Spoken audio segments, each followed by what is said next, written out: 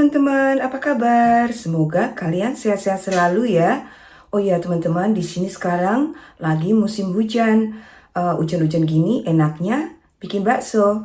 Nah, hari ini Pak Mark mau bikinin aku bakso sapi. Yuk, ikutin keseruan kami hari ini yuk.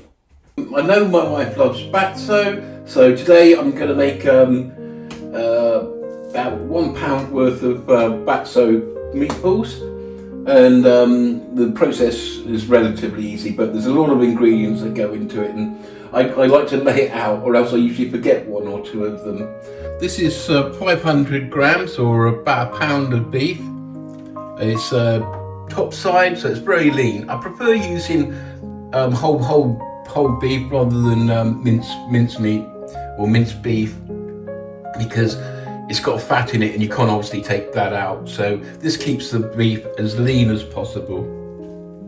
So because certain bits take longer than others, we've got a big pot of water which I'm going to put on now, because it's going to take maybe 5-10 minutes to boil.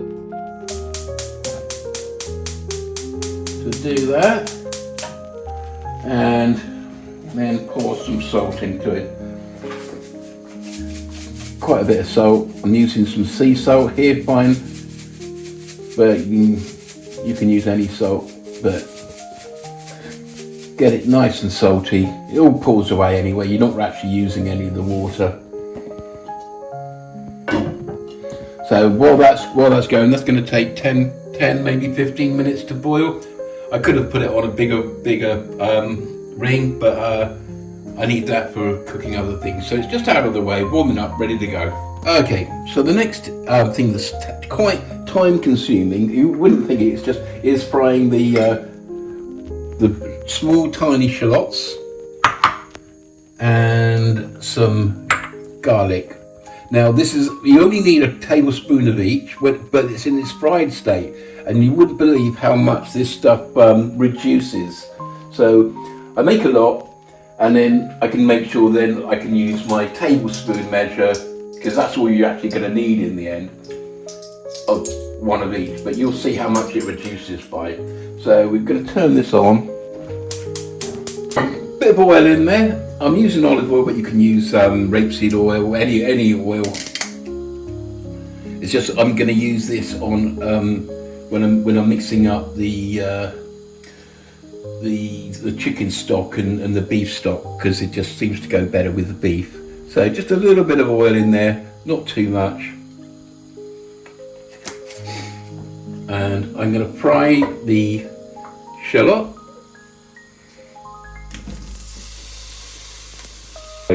Because you want to get it fried to as small as possible.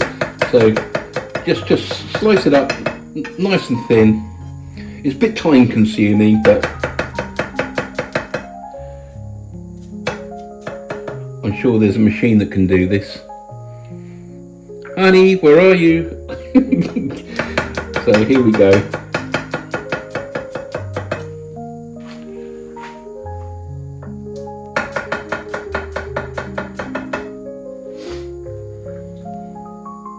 That's it, cutting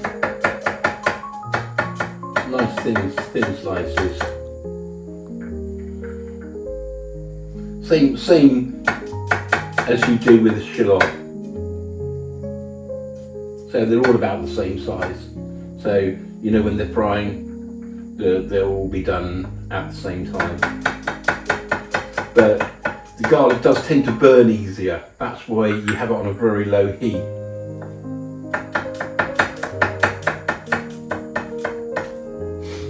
Okay, let's get back to this. So equal amounts of shallots and finely cut garlic, cut to the same thickness. Stir them in. Now this is quite a time-consuming process. Sounds easy, fried garlic and shallot. I think you can actually buy it in the shops already made, but I just like to do it myself, fresh. And one thing you've got to watch for this, the garlic does burn easily. And when it burns, it changes from sweet to bitter. I don't know if anybody's made any candy apples before, and they see how the sugars can suddenly go brown and very bitter. So that's the stage we've got to stop it out. So what we're going to do, we fry it on a medium to high heat at first, and then as they start to go a little bit brown on the edges, I just turn it down and then just let it fry slowly. So once it's all been combined there like that, I'm going to just put a little bit of salt in. Not too much, just enough that it helps break down the onion and the garlic. Because you basically want to get all the sugars out of these. And if you do it right, when it cools, this is actually going to shrink by half. It gets all crystalline like sugar.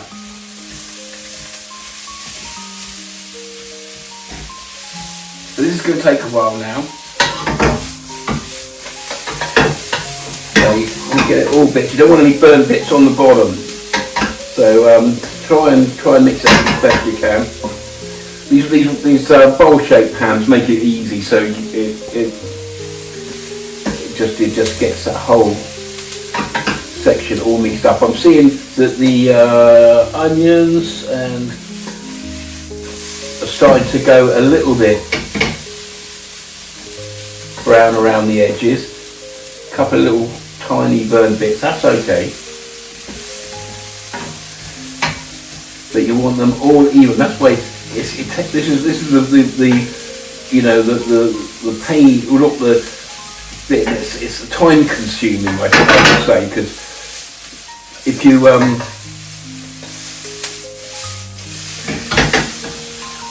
let those burnt bits get darker than that, that's when that nasty flavour comes out, and it's not going to do any favours for the flavour of the meatball. Okay, so that's that. Now I'm going to just let it take the temperature right down, just to a very low heat. I'm just going to let all that moisture come out. But that's it now, so I'm quite happy with that. Okay, so while this is carrying on and simmering down, I'm going to focus on the piece of meat now. We're going to just cut these up into cubes so the food processor can actually deal with it better. So you try and get the grain, so you're cutting along the grain. So this is short graining, so it's all running this way. So I'm just going to do it so it makes it manageable for me, and then we'll cut it up into the cubes. Okay, just so you can see there's very little fat on this, and that's what we were looking for.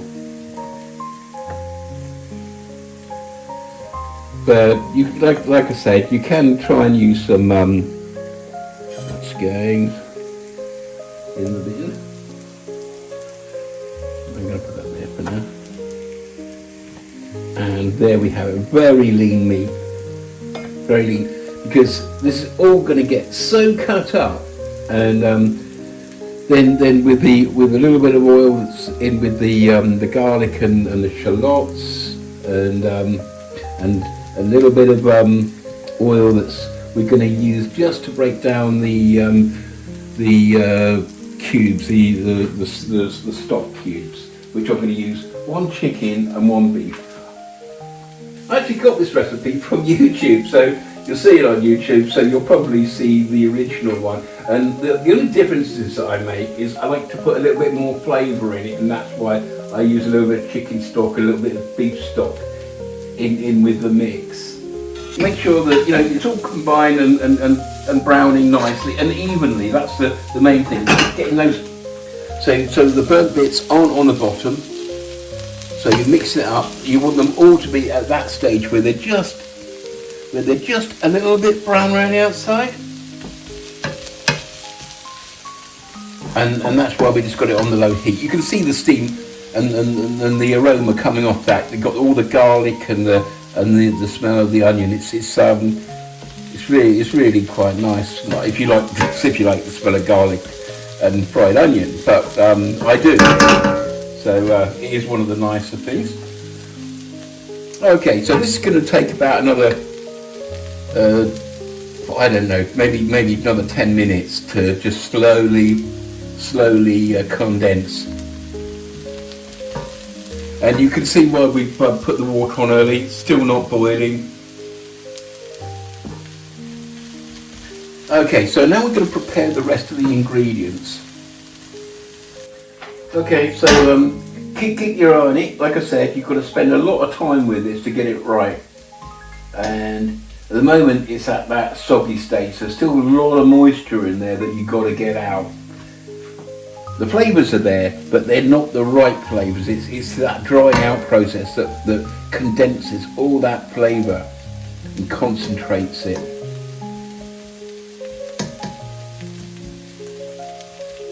And obviously you get a lot more in the meatball when you actually have a tablespoon of this. It's actually 2 tablespoons because we've mixed the 2 together. It was supposed to be like a tablespoon of shallot, tablespoon of fried garlic. But we've mixed them together because it's the same process basically. You don't want to have 2 pans going differently. So yeah, a little bit of agitation, just making sure that it's all drying out. It's still steaming. You'll know when you're nearly there when there's less steam coming out. Going to go and prepare some of the other ingredients now, and that will be the stock cube. What you want to do with the stock cube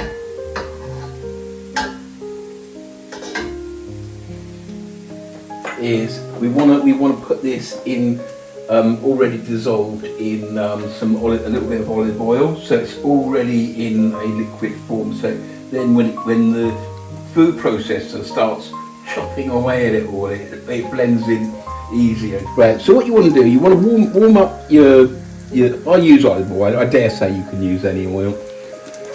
And you want to warm it up in I usually use the microwave. You can use anything. You can warm it up in a pan, but I don't put the OXO or whatever stock cube you're using in when I'm warming up the oil.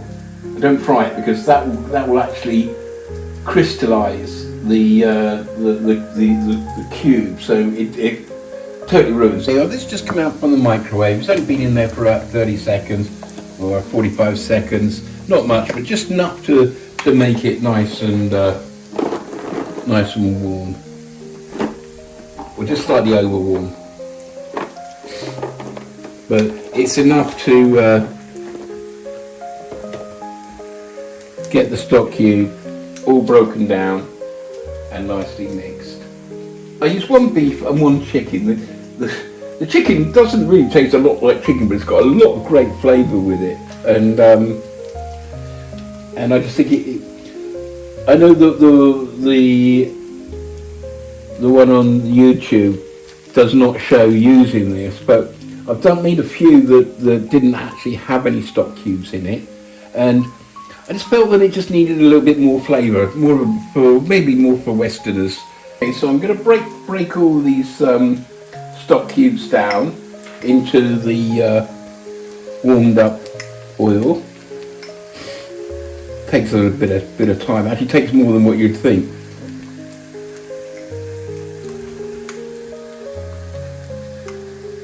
But that's what I was saying about the meat. It has to be so lean because you will be adding all of this olive oil into the mix, or whatever oil you say. I like extra virgin olive oil. It's it's got a lot of health benefits as well. Right, so that's probably ground up small enough now. So that's ready to go.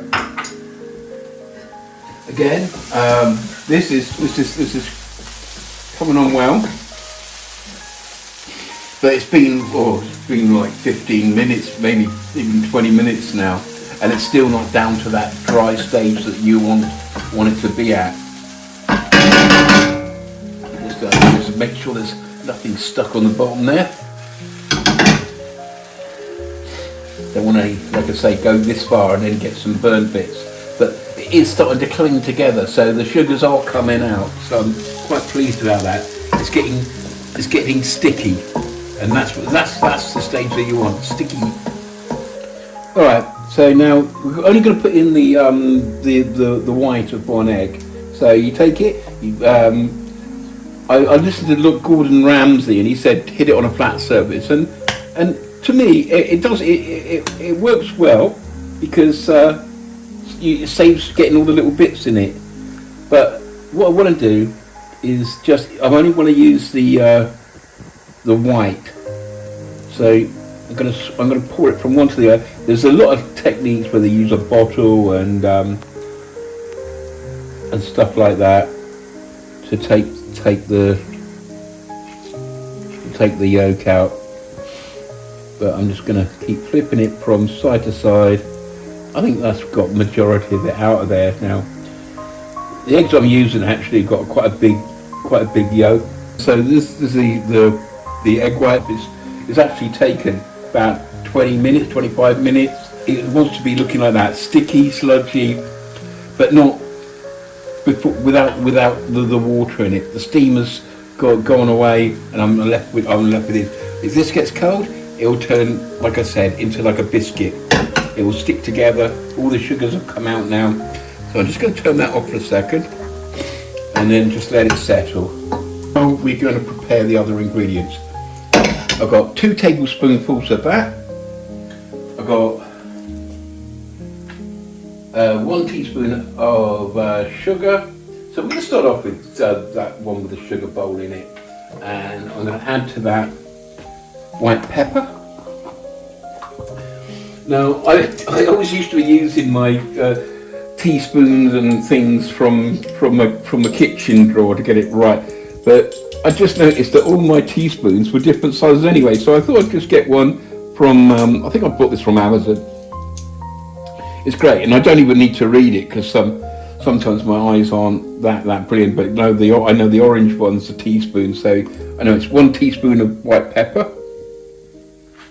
I've got 1 teaspoon of sugar already in the bowl, so that's that. Then I'm going to have 2 teaspoons full of salt. 1, 2. The baking powder, I'm actually going to put that in at the very last minute, because once I did it before and I put it in too soon, it looked like all the bubbles and the things, this air, all the aeration that this puts into the meat seemed to have gone because I've left it too long in the mixture. So that's going to be, I'm going to put that in at the last thing, just before I put the ice in. The tapioca, I've got to weigh this. 100 grams of tapioca flour. There we go, 100 grams. So that's ready to go.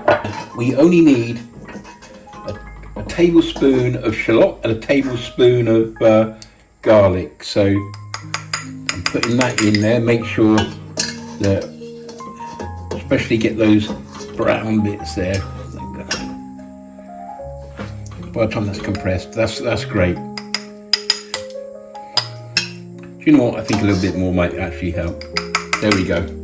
So now is the time we put all the ingredients in our food processor, and it's all in. It's all ready to go. So I'm going to put the meat in first.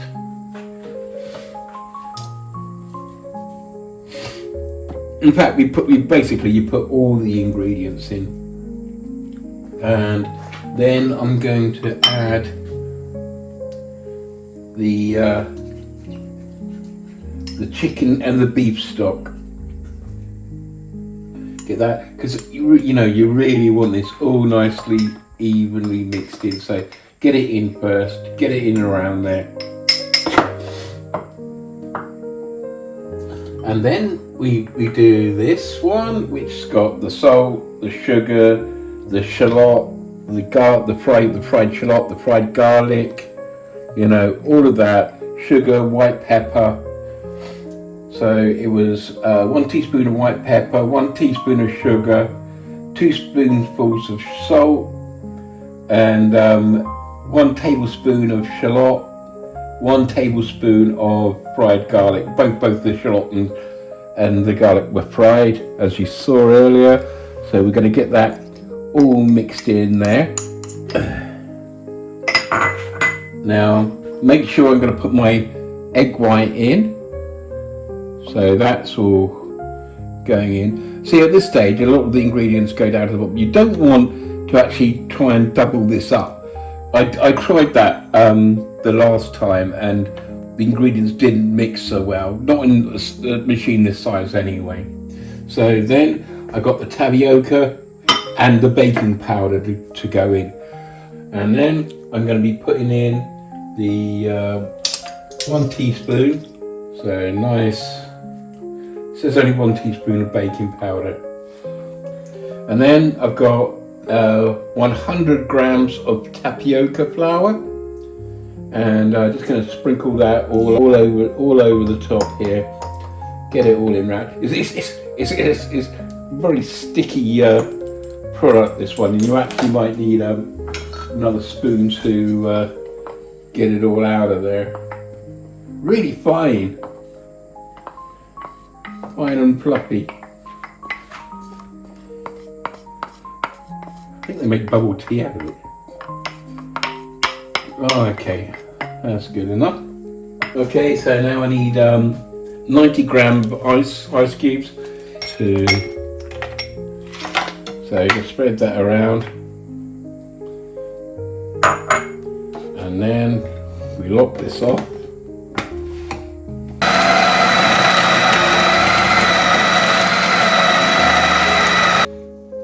Okay, this is after about this was 10 minutes of on quite the fast setting, and it looks to me about done. So the water is boiling. We don't want it boiling. It's got to be just off boil, and that's quite a hard. You want it at 99 degrees centigrade rather than 100. So, but by the time you take your lid off, and the temperature will drop, because I got it on quite low. And then as soon as I start putting meatballs in, that's it. You don't want to see any bubbles, but you want it hot. So now for the process, which is not my favourite process, but it's one of those things that's got to be done. You've actually got to get into this meat and start making the meatballs. So got some vinyl gloves. Didn't actually get my size because I've got very large hands, medium. But I stretched them over and got it to work anyway. So now I've got my meat all ready to go in here. I've got my pan just off boil. Right, this is at 99 degrees centigrade, not boiling, just 1 degree under, and it has to maintain at that. Any lower, if it goes down to 80, the meatballs will never cook and they won't rise. So now I'm going to get a scoop and start doing it. I need. Okay, so we're going to get right into here. You won't be able to take out the cutters yet because it stiffens really hard. And it's kind of like a Play-Doh. So, but what you've got to do is make sure you get all the bubbles out. And trust me, you've got to get all that stuff. There you go. And then it starts to form into a meatball. And then use your spoon that you've got in water, because you don't want it to stick. Take it out, drop it into the boiling water. And then back into your bowl. There we go. Sometimes the meatballs get nicely shaped. You know, some people that do it as like a chef, or those street food markets. Obviously, they're doing it day in, day out. They know they can just do this like without even with their eyes closed, basically. Oh, it's working well. I've got one. The first one's risen to the surface already, so it shows that I've done it at the right time.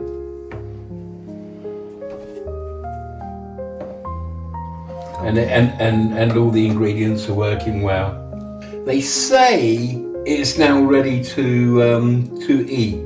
Myself, I prefer to keep it in there for another 15 minutes, make sure all the meat's cooked through and stuff. So, but yet, you know, you've got to get for some strange reason, if you freeze them, when you freeze them, they actually taste better the next day. They really do. So what I'm going to say is to you guys, freeze them. You can eat them now, but make sure they cook in this super hot water. Like I said, 99 degrees, not 100 degrees when it's boiling, 99, and let it cook through.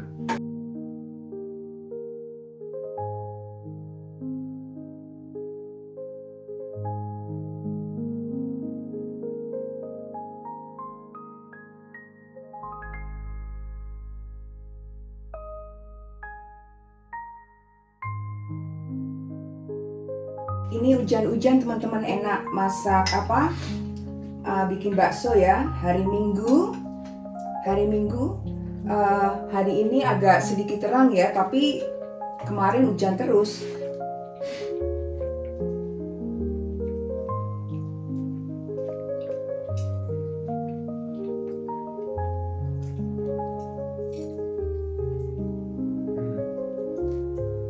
What do you think, Seb?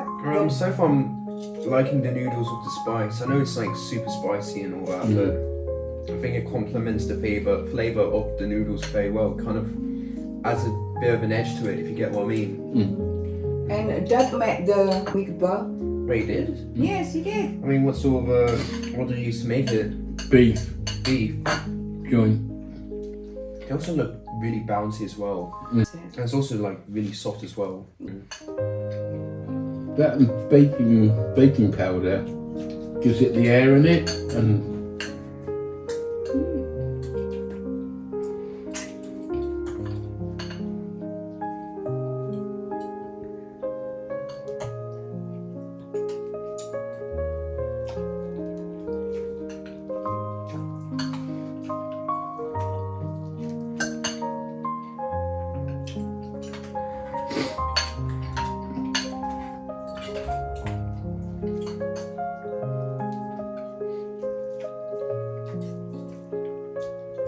Ini baksonya itu kenyal teman-teman, kenyal dan lembut.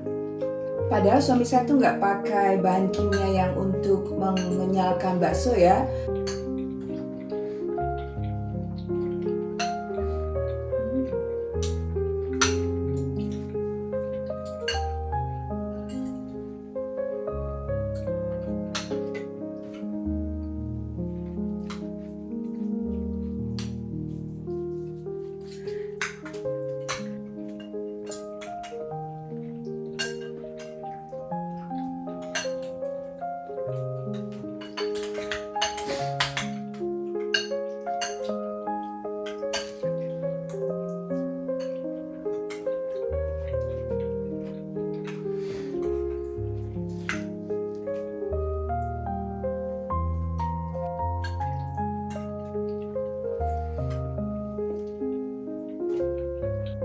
Habis nih teman-teman, habis. Dingin enak teman-teman makan bakso. Terima kasih sudah menonton teman-teman. Oh ya teman-teman, kalau teman-teman suka dengan video aku, jangan lupa Subscribe. hey, and make a comment if you can. ya. Terima kasih sekali lagi sudah menonton dan sampai jumpa di video selanjutnya. Bye.